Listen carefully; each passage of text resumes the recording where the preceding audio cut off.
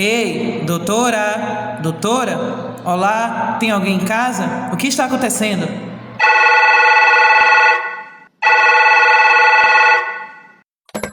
Marty, é você? Oi, doutora. Cadê você? Que bom que você atendeu. Olha, dá pra me encontrar no Shopping Dois Pinheiros hoje à noite às 1h15? Fiz a maior descoberta do século e eu vou precisar da sua ajuda. Espera um minuto.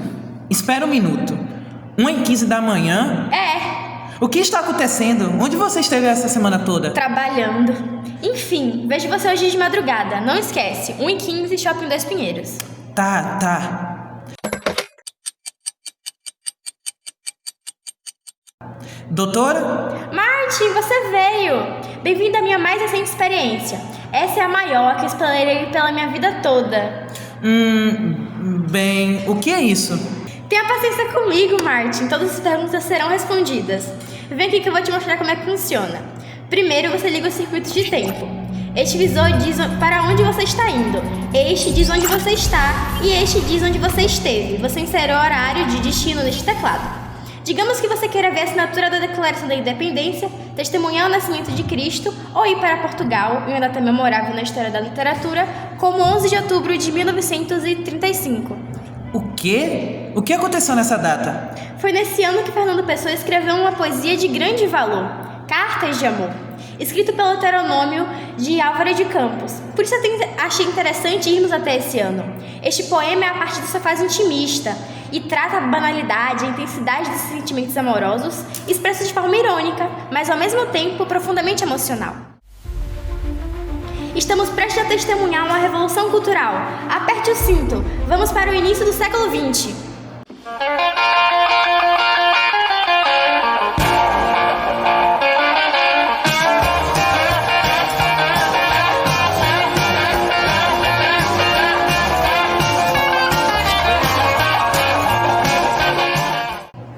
Então, pessoal, estamos aqui com um convidado muito especial. Estamos reunindo para falar sobre uma era que mudou o curso da arte e da literatura, o modernismo e suas vanguardas europeias. Hoje temos ninguém mais e ninguém menos que Fernando Pessoa, um dos grandes nomes do modernismo. Ele vai nos ajudar a entender o que está acontecendo naquele momento com a literatura e as artes visuais. Olá, é um grande prazer conhecer vocês. Eu considero o movimento modernista muito interessante, pois estamos desafiando o passado. Como podem ver, na literatura é mais do que um movimento literário. É uma revolução de ideias, formas, significados. Quando eu estive estudando, eu descobri que nesse período foram vários movimentos surgindo, né? Teve o futurismo, o expressionismo, o cubismo. E o interessante é que cada eles tinham suas próprias visões de como a arte deveria ser. Mas antes de mergulhar no modernismo, é importante dar uma olhada no pré-modernismo. Mesmo sem ser considerado uma escola literária, esse período de transição foi essencial. No Brasil, ele abriu caminhos para grandes mudanças que o modernismo traria. Os autores do pré-modernismo começaram a abordar questões sociais profundas, como a tensão entre o campo e a cidade e os conflitos de identidade nacional. Escritores como Euclides da Cunha e Lima Barreto retrataram um país em plena transformação, destacando as realidades marginalizadas e criticando as desigualdades. Então, apesar de não fazer parte do modernismo em si, esse momento foi crucial para o que viria a seguir. Verdade, Marty. Mas e aí, Fernando? Para você, qual seria a definição de modernismo? Bom, veja bem, o modernismo foi uma quebra do passado, entende? As pessoas estavam cansadas da rigidez, das formas tradicionais. Era um tempo de novas ideias, de explorar a subjetividade e a fragmentação. Aqui em Portugal fiz isso com meus heteronômios. Mas nem toda a Europa surgiram movimentos, como o futurismo, que celebrava a tecnologia, a velocidade, o surrealismo, que explorava o inconsciente, o dadaísmo, que reagia ao caos da guerra como absurdo. Todos romperam com o passado, buscando formas novas de expressões para o mundo de mudança, entende? Uau! Isso parece uma bagunça criativa. Como as pessoas reagiram a isso, Fernando? Bom, com muito choque, é claro. Imagine tentar explicar ao público da época que eles conheciam como arte. Tudo que eles conheciam como arte, literatura, não fazia mais sentido nenhum. Mas, ao mesmo tempo, essa ruptura trouxe uma nova liberdade criativa. É interessante que foi nesse cenário, marcado por muitas turbulências, que a arte moderna rompeu com os estilos estéticos vigentes até então. Essas manifestações aconteceram por meio do lado artístico. Foram chamadas de vanguardas europeias, né? Exatamente, esse termo tem relação com as tropas militares que vão à frente em um exército. Cada vanguarda tem suas características próprias e um objetivo em comum: inovar. Com isso, houveram as transformações tecnológicas, a urbanização, as crises como a Primeira Guerra Mundial abalaram a confiança nas antigas certezas. As pessoas começaram a perceber que as formas tradicionais da arte, literatura e até do pensamento já não capturavam a complexidade de um novo século, entende? O modernismo foi uma resposta a isso, uma tentativa de criar novas formas que refletissem essa nova realidade. Era uma busca por autenticidade em um mundo cada vez mais fragmentado e acelerado. Algumas coisas, né, que marcaram essa época foi o que? A Primeira Guerra Mundial, que teve ali vários conflitos, revoluções, teve a Grande Depressão de 29 lá nos Estados Unidos, que arruinou completamente a confiança que as pessoas tinham nas ideias mais antigas. E pior, para piorar a situação toda, tiveram ideologias autoritárias, como o fascismo e o nazismo. Elas começaram a ganhar força. E aí teve a ascensão de Hitler e Mussolini e o mundo mergulhou em uma guerra devastadora. E basicamente o movimento modernista ele veio para reagir ao caos e as mudanças radicais estavam tentando captar o sentido da nova realidade. Nossa, muito interessante, doutora. Mas, Fernando, me conte mais sobre as vanguardas europeias. Tivemos expressionismo, não foi? Como ele se conectava com esse período literário? Sim, exatamente. O expressionismo focava na subjetividade, na representação das emoções intensas. Era uma forma de capturar a essência humana de maneira crua e direta. Sua origem provavelmente surgiu na Alemanha. E seus principais artistas foram Anita Malfatti, Vicente Van Gogh e Lazar Sagral. Também teve o cubismo, considerado por Pablo Picasso, que tentava ver o mundo de todos os ângulos ao mesmo tempo, valorizando o imaginário urbano, industrial. Ele surgiu na França e se propôs a romper os modelos estéticos atuais. E o fauvismo, Fernando? Onde ele se encaixa nisso tudo? Bom, embora o fauvismo tenha nascido nas artes visuais, houve uma espécie de paralelo na literatura. Alguns escritores adotavam a mesma liberdade criativa que os fauvistas aplicavam à cor. Era mais sobre a sensação e o impacto emocional das palavras. Assim como os fauvistas usavam as cores vibrantes para provocar sentimentos intensos, na literatura eles usavam as palavras para provocar os mesmos sentimentos. Era uma expressão pura, sem se prender ao realismo ou convenções tradicionais. É engraçado que, tem o futurismo, o dadaísmo e o surrealismo, e todos eles acontecem no mesmo período. E, a gente vê esses nomes e pensa, poxa, eles devem ser de lugares diferentes, de épocas diferentes. Sim, doutora. O futurismo, por exemplo, ele surgiu na Itália. E os futuristas queriam romper totalmente com o passado, exaltando a máquina, a industrialização e até a guerra como uma forma de purificação.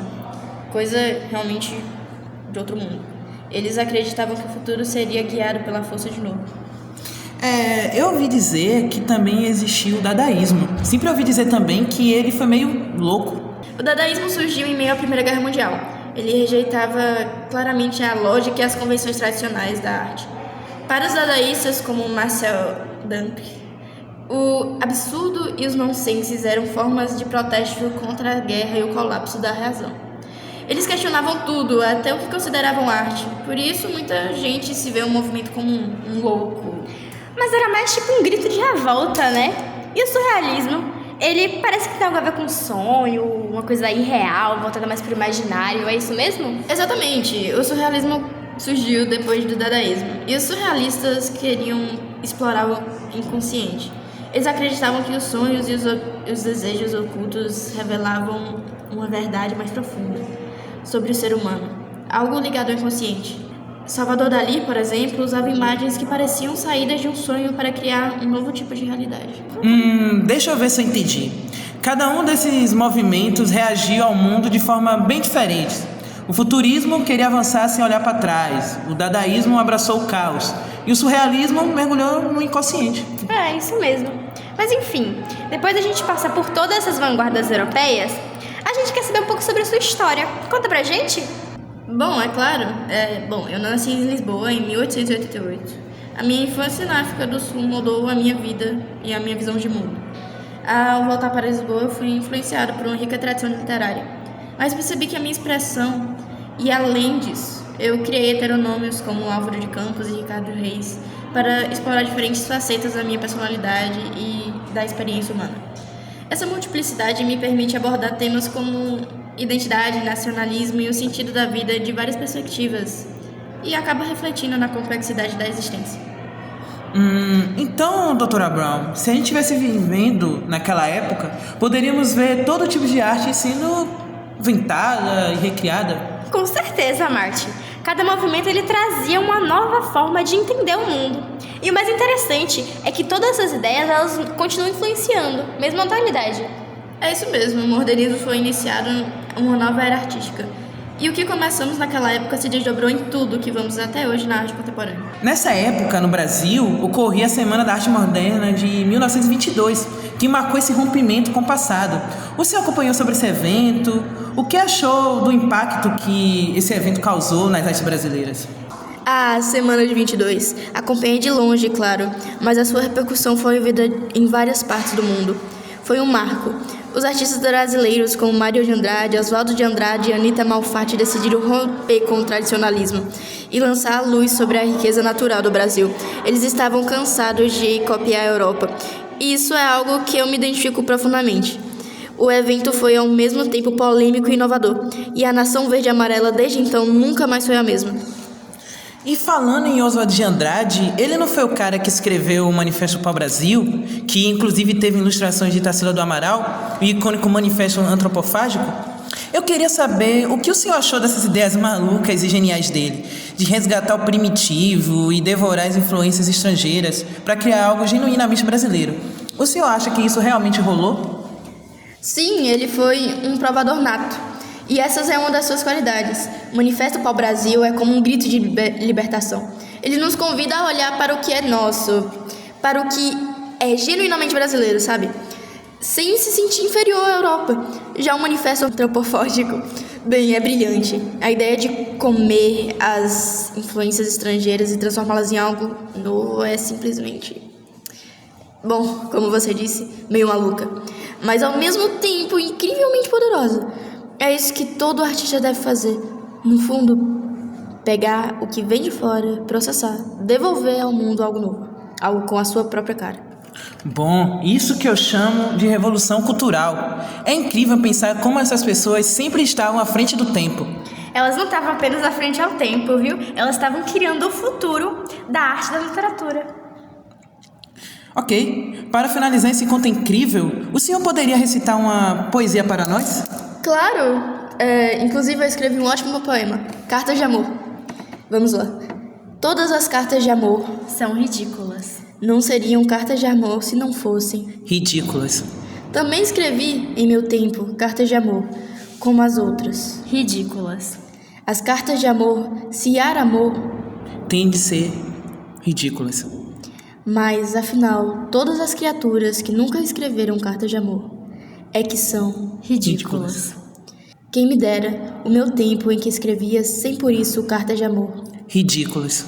A verdade é que hoje as minhas memórias dessas cartas de amor é que são Ridículas. todas as palavras esdrúxulas, todos os sentimentos esdrúxulos são naturalmente Ridículas. E assim encerramos mais uma conversa cheia de história e arte. Não se esqueça de nos seguir e voltar para mais episódios cheios de viagens no tempo. Isso aí. Até a próxima, pessoal.